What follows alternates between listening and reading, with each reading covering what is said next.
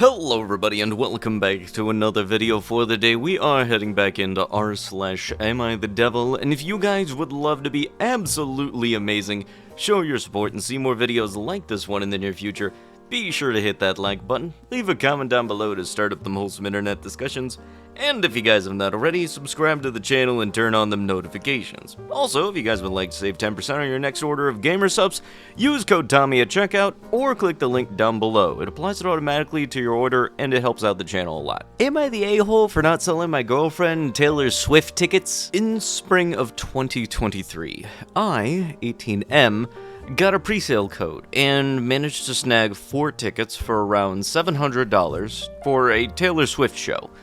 I listen to Taylor casually and enjoy her music, but I wouldn't consider myself a Swiftie. From my perspective, Taylor Swift tickets were all anyone was talking about at the time.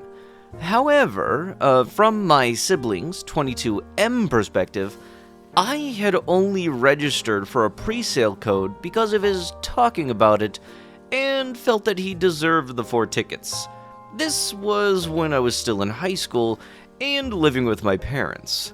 My parents told me to give him 2 of the tickets, and I agreed reluctantly, but it was hard to say no when you are a high schooler living under the same roof as your parents. Despite disagreeing, I accepted the circumstances and moved on. I moved to a different city in September of 2023 for university. This is where I met my girlfriend, 19F, who is a huge Taylor Swift fan. We started dating in February of 2024, we almost exclusively listen to Taylor Swift's music, and is always watching live streams to follow the show. She has been dying to see the show, and tried to get codes, but did not get tickets. She thought since that I bought them at face value, she wanted to pay me at face value, and we could go see Taylor together. She ended in tears when I told her I wanted to sell the remaining 2 tickets, and told me that if she were in my position, she wouldn't hesitate to give her tickets to someone if she loved them. As many as you know, the prices of Taylor Swift tickets are extremely high. If I sell the 2 tickets, I would be close to $6,000 and cover 1 term of my university tuition. I'm by no means struggling financially. I have student loans, and my parents are supporting me through university. But for me, there is no way I can rationalize choosing to go to a concert over $6,000 of financial security/freedom. In my mind, there is just so much more that you can do by spending that money on other things. But my girlfriend sees the trade-off to just be the face value of $100 to $200 per ticket, which she would happily pay in exchange for seeing her favorite artist with me. As my Econ 101 brainwashed me into thinking about opportunity costs? No, this was an arrangement we had in July, 5 months into dating. Am I the a-hole for not selling my Taylor Swift tickets to my girlfriend? You already have your family supporting you, and you're already scalping a shit ton of other stuff. You're being a dick to your girlfriend because you don't want to have your girlfriend have those tickets, for the price that you paid them for, because, if she bought them for the same price of value that you bought them, it wouldn't be any profit to you, but at the same time, you wouldn't be losing any money. But you'd still have 3 other tickets you're selling for an ungodly value. If you're the type of person that goes out of their way to make sure you can get the first ticket to something just because you want to price gouge them on the secondhand market, I really do hope that you have bad credit, stub your toe on everything, and do, just shit your pants or something. I don't know. I hope bad stuff happens to you. And I mean in the inconvenient way. Am I the a-hole for trying to educate my brother on the needs of his foster son? Hi, everyone. I, F19, am having an argument with my brother, M27, about his new foster son. My brother has been a foster parent for most of his adult life. He qualified in 21-ish, and he has had a number of foster children throughout his time. However, he has never had a black foster child until his newest one, who I will call Lucas. Lucas is 8. He has come with challenging behaviors. My brother focuses on fostering children from challenging backgrounds, and that is certainly something I could never do. So I do have the respect for that. But here is the thing. I don't think he's prepared to care for a black child. We are both white, by the way. Lucas came to live with him about 4 weeks ago, and in my opinion, my brother hasn't done enough to educate himself on the needs of having a black child. Usually, I will bite my tongue because people tend to get pissy at me when I voice my opinion about these things. But the past Sunday, we were at our mom's house, and somehow we got into the conversation about Lucas. I started asking all of these questions to my brother about how he prepared himself to care for Lucas's needs. He basically threw me off, saying something like, "Let's not talk about it in front of Lucas." But I do not understand that viewpoint. Lucas deserves to know how his foster parent is going to take the steps needed to care for his heritage. So I tried asking again how he is educating himself on inherent racism and microaggressions.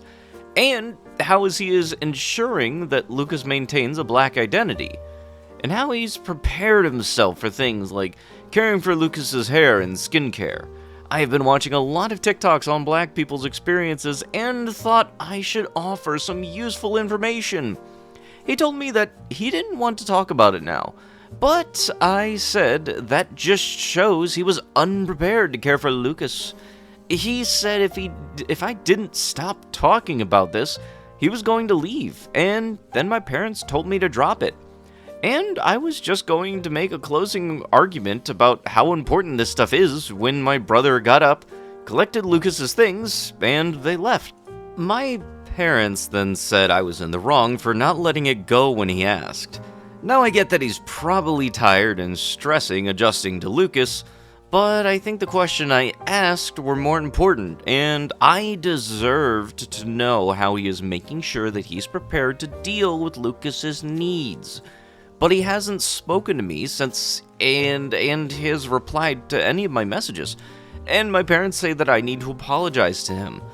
I am sending him this thread after I post it, because I hope that him reading the replies will help him realize that he is in the wrong here. Oh, no, here's the thing, you're gonna send him those replies, but, he's not gonna realize he's in the wrong here. Maybe, just maybe, I don't know, maybe you'll realize that you didn't need to force yourself to try to help. Yeah, maybe do that. Anybody else get just a little bit of a feeling of wince when that part about learning from TikTok comes up? And really, your biggest thing is that you wanted to bring up the whole inherent racism and microaggressions thing to your brother about the kid that he is giving a roof over their head for? You're trying to teach somebody that had to go through an application process about something that you very much don't have the experience to talk about, nor the knowledge for, and definitely knows not the credible sources. Ah yes, but you know, the good old thing of, I watch TikTok, so I know everything. You know nothing. Like I've always stated when I do my r/insane people Facebook, the S in social media stands for stupid as shit. Am I the a-hole for refusing to let my wife spend my money on her best friend? My wife has known her best friend since middle school. Her friend is a lawyer, and her family is quite well off. She makes a lot, and is pretty generous with it. My wife has had a few things paid for by her. Specifically, she covered my wife's portion of her bachelorette trip. The other friends didn't make much, and so she covered it. She also paid for a portion of my wife's rent twice, and she normally pays the bills if she and my wife go out for food. This friend is now marrying a doctor, and I don't think they have any trouble with paying for anything they want. My wife is a stay-at-home mother, and I'm a mechanic. I bought home a bonus of $3,000, and when I told my wife, she immediately started thinking about getting her friend a really expensive necklace from this brand she knows her friend really wants. She showed me the cheapest necklace, and it's $2,000 on the website. She insisted I should spend the bonus on a wedding gift for her friend. I shut her down and told her that it's my bonus, and she really cannot expect me to buy her friend something expensive. I don't think wedding gifts even exceed $100. She began fighting with me, saying I buy a lunch out of the house, and I have stupid hobbies that cost a lot of money, so why can't she spend some money like buying her friend a necklace?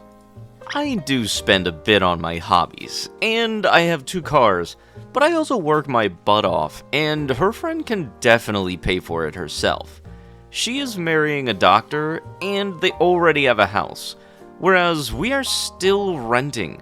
I told her she is being insane, and she insists that we sit down and tally up everything I spent on myself in the last year, and if it's higher than $2,000, I should pay for the necklace.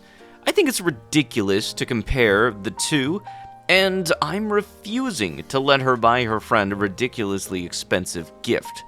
She insists her friend has spent a lot on her, and I also saved money because her friend pays for meals and activities whenever they hang out, so she doesn't have to spend our money.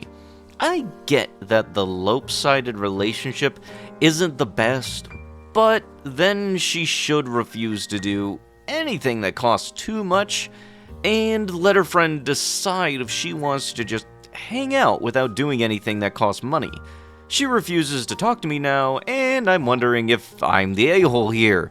Didn't you you completely missed the part where you yourself typed out the whole, yeah, that friend has covered us for rent for a couple of times, so, you know, God forbid you guys want to do something nice for her. Oh wait, never mind, only your wife wants to do something nice for that friend for, you know, paying your rent for those times, which I'm fairly certain in this economy for shit sure is above $2,000. Am I the a-hole for inviting myself to an event I thought everyone was going to? Off the title alone, yeah, doy. I need some impartial opinions. My sister thinks I was fine, but I'm still a bit shaken up and I don't know what to do. I, 26F, started a new job 7 months ago. While there are some coworkers I've really clicked with, there's a guy, Jake, about the same age as me, who I'm not as close with. I'm not really sure why, and it kinda sucks because I've been trying to make friends with everyone at work. While I didn't think we were exactly friends before this, I thought we were on the road to becoming friends. There's been a lot of talk at work recently about a party that's happening at Julie's flat. It's this weekend. People have been talking about bringing +1s, what gifts to bring, and etc. Whenever I've asked about what's happening, I've been told a party is happening, and the conversation would shift. I was never told any specifics, but I figured I was invited as everyone in my office is clearly going. Because Julie and I are close, it thought it would be okay if I came too.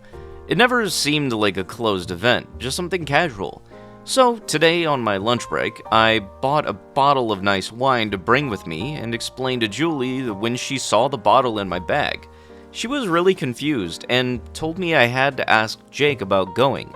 I asked her why, and she said it was Jake's event to celebrate him finally graduating. I didn't know this, but our company has been sponsoring his master's, and he's finished the degree alongside some health complications. Julie is hosting because her flat is gorgeous, and she and Jake go way back. I talked to Jake after work today about his party, and congratulated him on finishing his master's. I also said I was excited to celebrate with him this weekend, and I guess that was wrong of me because he looked really surprised. He said that he was sorry but can't accommodate me at his party and left me. I was a bit teary and called Julie about what happened, and she said it sucked that he was so abrupt, but I can't just assume and invite myself to events like that. Am I the a-hole? Yeah. Also, odds are that not everybody at your work was going to be invited, and not everybody at your work likely was invited, you know, including you. They didn't single you out for any reason whatsoever. It's just you weren't invited, so you shouldn't have invited yourself. Just because you happen to have somebody you work with and they happen to be doing something with some of the people in your office doesn't automatically mean that everybody is going to be there. Just look, I can understand it kind of sucks not being invited in all the places, but don't automatically assume that people are going to invite you places. Am I the a-hole for suggesting to cancel Christmas so my future sister-in-law can focus on her wedding? My brother-in-law is getting married this December. His fiancée pretty much does not share anything about the details of the wedding to the family. She canceled the ceremony without talking to us and just decided to have an intimate ceremony at their church with just an intimate immediate family, and we'll just have a reception in December with the extended family. When the family keeps asking what the plan was and if there is anything we could do to help, she would just respond, "We got it, just attend." But over the weekend, my mother-in-law kept pushing to get more details since we are not getting any response from her. I suggested we can cancel Christmas so it is less thing to worry about. My future sister-in-law responded, "Please do not use my wedding as a reason to cancel Christmas." I was shocked and honestly hurt. My mother-in-law came over for the weekend, and I shared my feelings. I shared that it makes me uncomfortable now going to the family events with my future sister-in-law there, and maybe will not go at all. Apparently, this was relayed to my future sister-in-law and my mother-in-law. My mother-in-law just wanted to make sure that everything is okay with my future sister-in-law. Future sister-in-law messaged me and my husband with the screenshot of my mother-in-law's message. She said that she has no idea that it was an issue. She was just being honest of what she said, and did not appreciate that we were bringing drama to her on a Monday morning. My husband responded, which pretty much denied that I threatened to not come to any family events, and that he has no idea of where it was coming from, which I think made it worse. Because he responded that we need to figure out amongst ourselves who is lying, my mother-in-law, or my husband, she is too busy for the unnecessary drama, and to remove her from our narratives, whatever that means. Then she blocked the entire family. My brother-in-law texted us that the December intimate ceremony is cancelled, and that they are getting married this Friday. Our family is flabbergasted of what just happened. My brother-in-law told us that he is sad of what happened, and part of it was his fault. He failed to and turned a blind eye on how my in-laws were treating his fiancée, thinking she would get used to it like I did. My in-laws are known for indirect insults and backhanded compliments, but what transpired over the weekend, is an eye-opening thing for him. He made it very clear to us that he was the one who suggested to not have us at the ceremony because it is also his fiancée's wedding, and he wants his fiancée to be surrounded by people that love and support her at her wedding day. He also made it clear to us to not even dare to ask him to choose between his fiancée or family, because we will not like the answer. If we have issues about it, then that's our problem, and that he will never talk about this anymore unless we apologize to his fiancée. But the entire family don't even know what we did. And the entire family thinks that her reaction on what happened over the weekend is a bit much. So, am I the a-hole? Edit. The reason why I suggested to cancel Christmas is we are worried that it will be chaotic to have the family's Christmas and wedding at the same time. The wedding reception is on New Year's Eve.